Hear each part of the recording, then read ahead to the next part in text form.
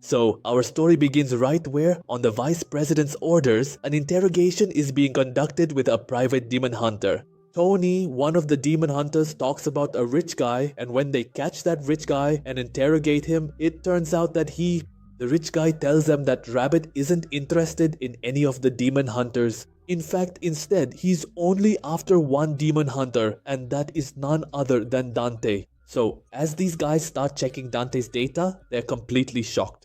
Because according to the reports, Dante has been defeating demons since childhood, and his data is so impressive that after seeing it, they say that even if half of what's written is true, it's still hard to believe. After looking at his data, they realize that Dante is an extremely dangerous person. The Vice President understands that Dante is an extremely strong demon hunter, but why is Rabbit so interested in him? In response, the doctor says, "We don't know about that, but yes, his status is a bit strange. Dante worked 5 different jobs and he quit all of them just because he was bored. No friends till today, no one's data has ever been so bizarre and so extremely strange. Except for our Dante. There was definitely something wrong about him." Now the story shifts to Dante, where our main character Dante is fighting against a demon, and here we are also told that Dante is not in danger from the demon. Rather, it's the demons who are actually in danger from Dante. During their fight, it becomes clear that the demon is much weaker than Dante. So the demon, using his wits, first confuses Dante and gradually traps him, eventually pinning him against the wall. That's when we find out that the demon is actually there to steal Dante's necklace, and as soon as the demon manages to steal Dante's necklace, Dante suddenly becomes much more serious. We see how all of a sudden strange and extraordinary powers awaken within Dante. Yes friends, in terms of strength, he completely smashes through the wall and overpowers the demon, and overpowering a demon with such strength is not something any ordinary human could do. Not only that, but with a single punch, Dante sends the demon flying and instantly smashes him into the wall. My brothers, Dante manages to secure his necklace once again. Now, when the demon is lying there in a battered state, Dante even asks him why he's after his necklace, but the demon doesn't answer. Instead, he transforms into a bat and he changes and leaves from there. After he leaves, Dante notices his pistol and realizes that he used so much force that, because of the strength in his hands, his pistol has been completely shattered.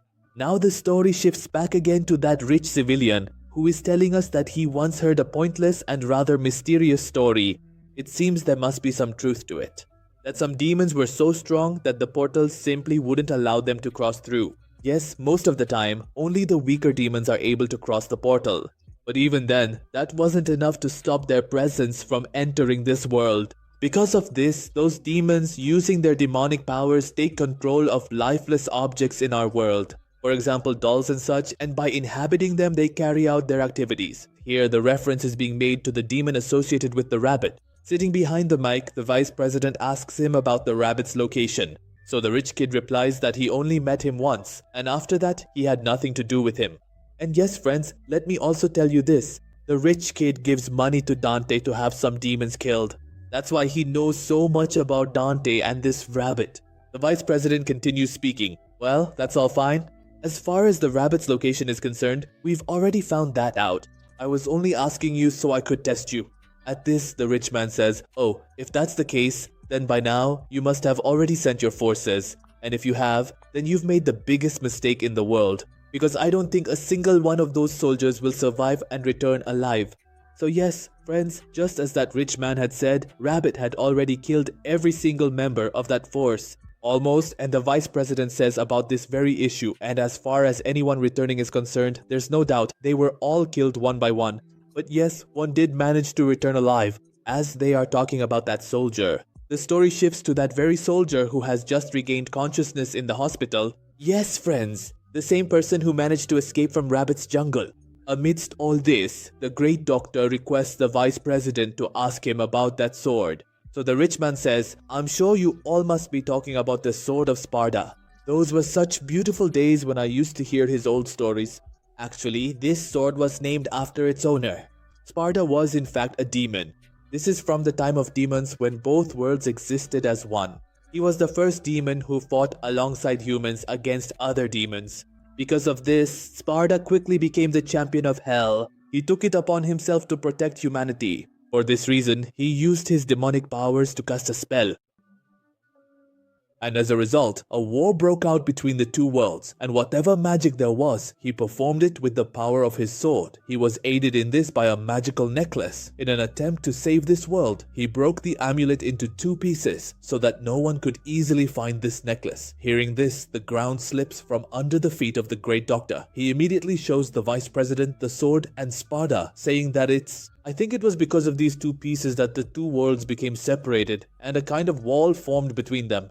So yeah, now that Rabbit is after both pieces in the same way, a gap has formed, and I think it's because of these 2 pieces that the 2 worlds have become separated and a wall has formed between them. So yeah, now that Rabbit wants to join both pieces back together so that the gates of hell can open for this world. The Doctor himself admits that even though the demons' technology is behind ours, their quantum principles are far more advanced than ours, and they have reached a level that the Doctor explains that because of these 2 separate pieces, our world has become separated from theirs. Then, if someone manages to properly join both pieces of the amulet and place it inside the sword, nothing will be able to stop the worlds from merging again. The Doctor warns the Vice President in advance that if this happens, it will be the end of our world, because those demons will also enter our world. Demons so terrifying that even the other demons here tremble at the thought of them. In other words, and no matter how much advanced technology we use against them, it will all be worthless compared to their power. We won't even be able to harm a single hair on their heads. These will be the final moments where our world meets its end.